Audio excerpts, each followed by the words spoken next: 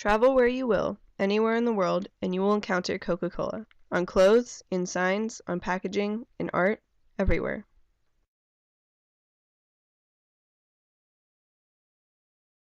The first soda water substance was produced in Leeds around 1767 by Joseph Priestley, who was a clergyman and a scientist. Living in Leeds, Priestley lived next to a brewery where he became fascinated with the idea of gas and fixed air. Priestley used the brewery as a laboratory, and over time he conducted many experiments using the gas and air. After conducting these experiments, many scientists, including Priestley, believed that fixed air was antiseptic, which meant that it was used as a medicine. In 1772, Joseph Priestley published a book explaining how to make soda water. Although Joseph Priestley had been one of the first people to produce soda water, he didn't want to commercialize his findings. Then, in 1770, Thomas Henry was the first to sell carbonated water, and from that, over time, many more people branched off into producing new products such as new artificial mineral waters that were prepared using sodium bicarbonate and or soda, which is where the name soda water originated from. Until 1880, soda water was not used as a drink for pleasure, but a drink used as medicine. In the United States, soda water moved from being a unique substance in the science field to a commercial product with the help of Benjamin Silliman, and from that, it spread to the rest of the world. In 1809, soda water was dispensed through fountains because of Joseph Hawkins and his invention of the fountains, in which soda water was dispensed through. Individuals began to mix alcohol with the soda water and realized that it was a pleasant drink, and the alcohol blended well with the soda water. Around 1830s, natural syrups were developed to add different flavors to the soda water, and due to the flavored soda water being a hit, John Matthews invented machines to help with the production of the mass-growing product.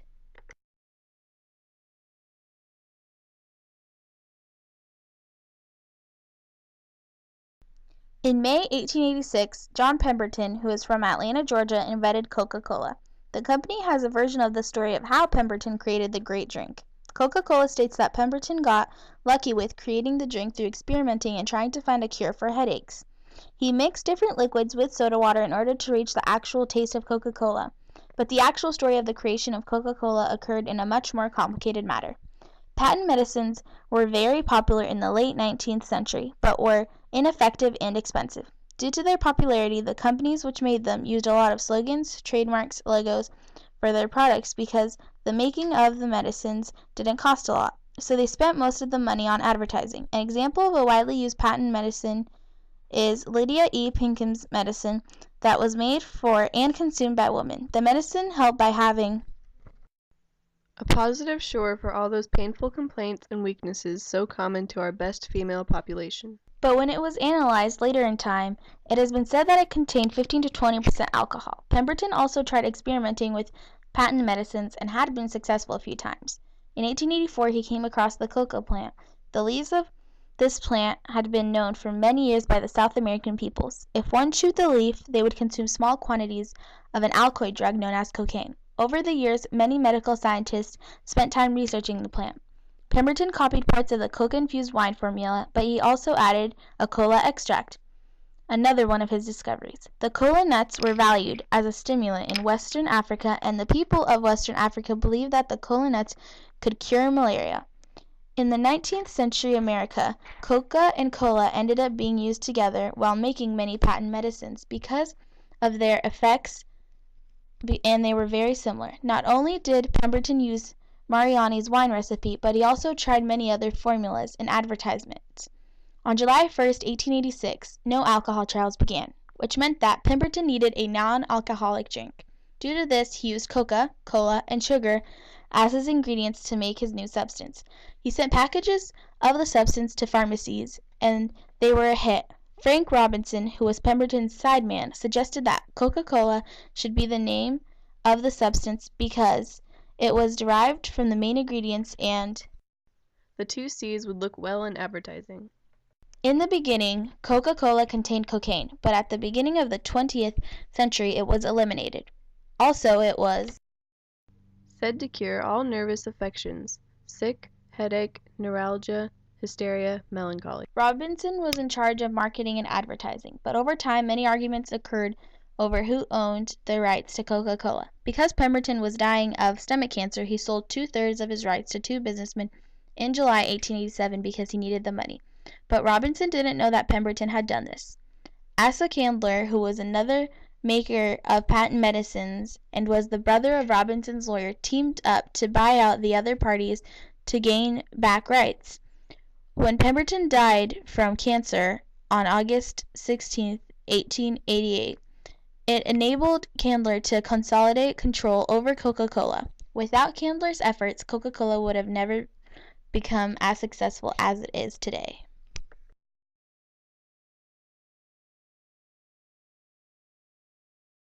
The Candler secured the rights for Coca-Cola for $2,300 as a patent medicine and ended up abandoning other remedies. In the 1890s, the sales of Coca-Cola quadrupled, and the annual sales by 1895 were 76,000 gallons, since Coca-Cola was sold year-round.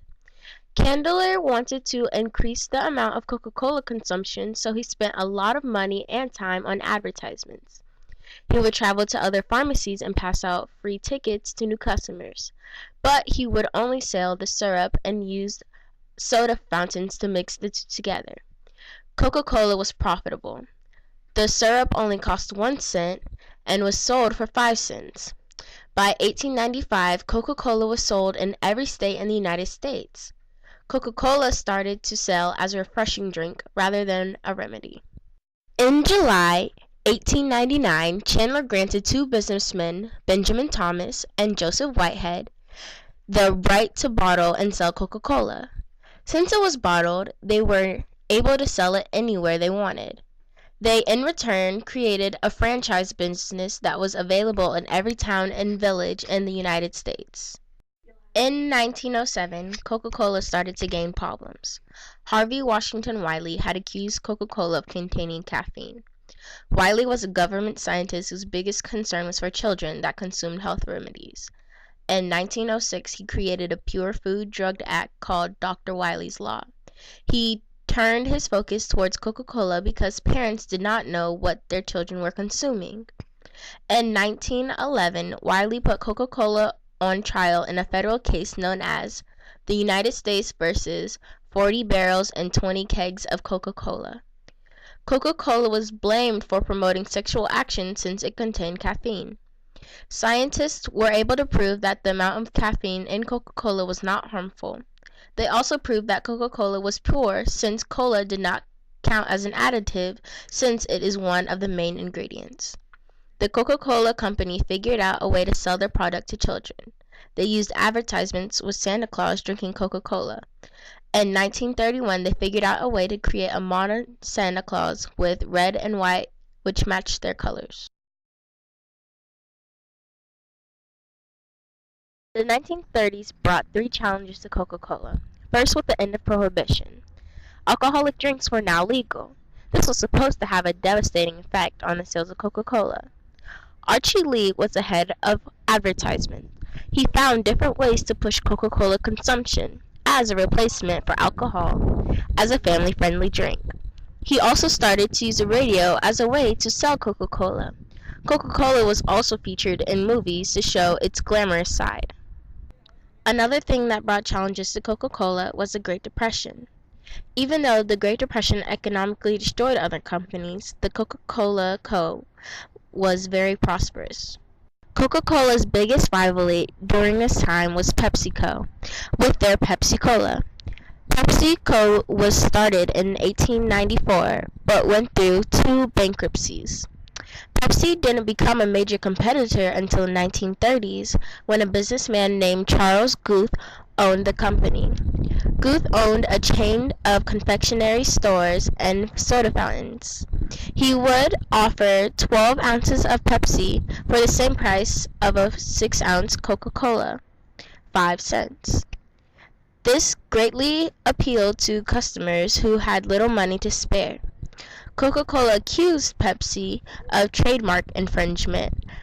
After many years, in 1942, they came to an out-of-court settlement, and Pepsi had to adopt the colors red, blue, and white. By the end of the 1930s, Coca-Cola was stronger than ever. They accounted for half of all sparkling soda drinks in the United States.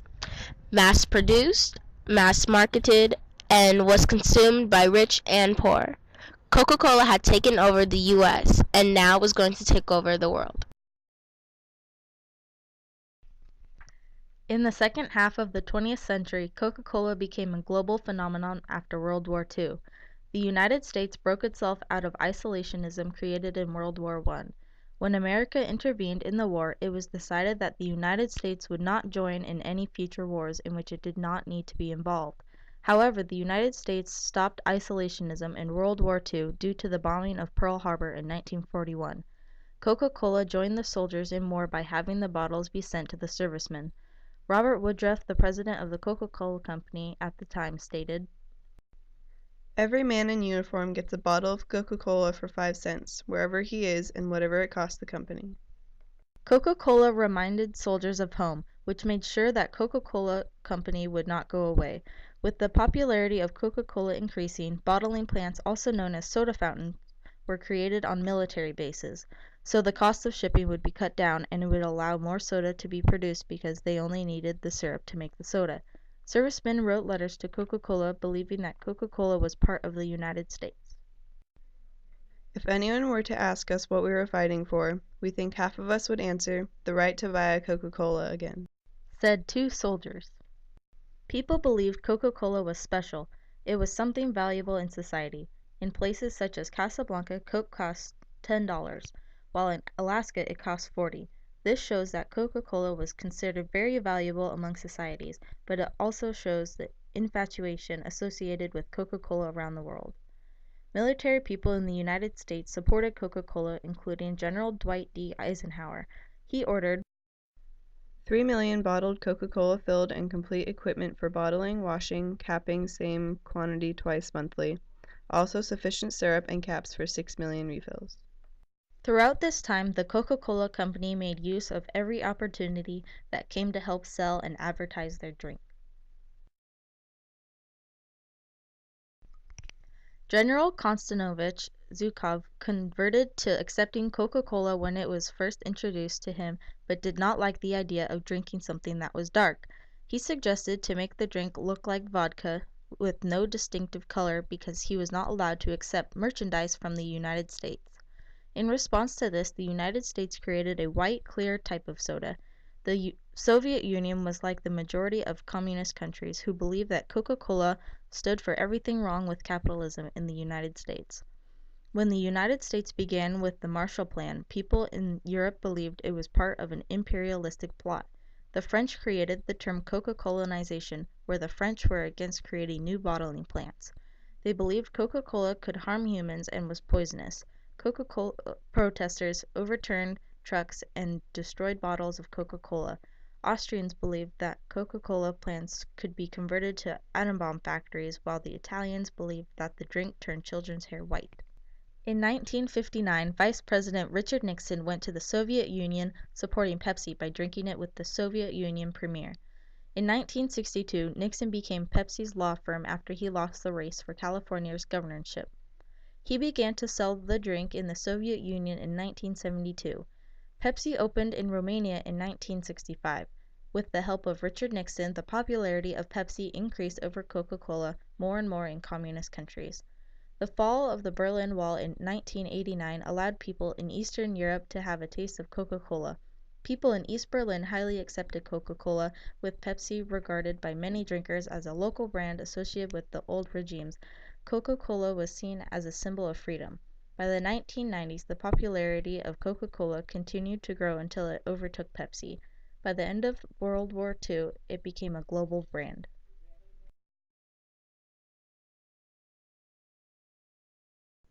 Coca-Cola went to the Middle East. However, many problems occurred between the Arabs and the Israeli peoples. In 1966, an Israeli businessman accused the Coca-Cola Company of not being a part of the Israeli market in order to keep trading with the Arabian market. This was true because the Arabians did not believe in alcoholic drinks, which led to a promising market for the Coca-Cola Company. They made $20 million. In response to this argument given by the Israeli people, the Coca-Cola Company asserted that it had tried to open bottling plants in Israel, but the Israeli government had prohibited this action. Another reason Coca-Cola may not have participated in the Israeli market was that the market was too small. Yet, the company opened one in Cyprus, an even smaller market. Jewish communities around the United States boycotted Coca-Cola because there was no reason why a Coca-Cola bottling plant could not be in Israel. Because of this boycott, the Coca-Cola Company created the bottling franchise in Tel Aviv. This action in turn led the Arab boycott of Coca-Cola in August of 1968. Coca-Cola went with the current American foreign policy in the Middle East, which supported Israel. This decision made the Arabs unhappy. At this time, Pepsi came into the picture and joined the Arab markets only because Coca-Cola was not a part of the market anymore. By the late 1980s, the Arab boycott of Coca-Cola had broken down. Coca-Cola had spread to Egypt and Jordan. The most valuable country during this boycott Coca-Cola had gained was Saudi Arabia, who was Pepsi's third largest foreign market. In 1991, the Gulf War had happened. Coca-Cola was sent to American troops in Saudi Arabia in refrigerated trucks. On April 23, 1985, a new Coca-Cola product, New Coke, was introduced to compete with the new challenge presented by the success of rival company Pepsi. However, the new product was taken off of shelves after a mere 3 months because of the strong negative responses from the public. They didn't ask the critical question of Coke users, do you want a new Coke? By failing to ask that critical question, they had to backpedal very quickly. In the Iraq War of 2003, there was much anti-Americanism with the attack of soft drinks. People showed opposition to the United States by pouring Coca-Cola onto the ground, which lowered the sales in Thailand. A new brand of Coca-Cola was created in Iran called Zamzam Cola, which was previously a Pepsi company partner. This drink became very popular in many parts of the Middle East. On the first week it came out, they sold 4 million cans.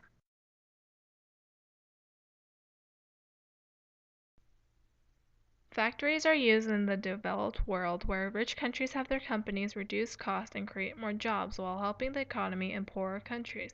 This idea of globalization is the growth of an idea or something that goes around and spreads to different societies. However, there are people who oppose it. People believe it has been a negative effect because of the low wages and the low status jobs created by the multinational companies.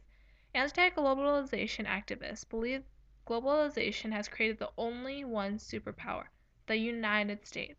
The United States has invaded the world not by war but with a culture, through Microsoft, Starbucks, and McDonald's, as well as Coca-Cola. Coca-Cola has stayed side by side with the events of society, from war to a simple refreshment. People have never realized how small a drink can help make a change in the world.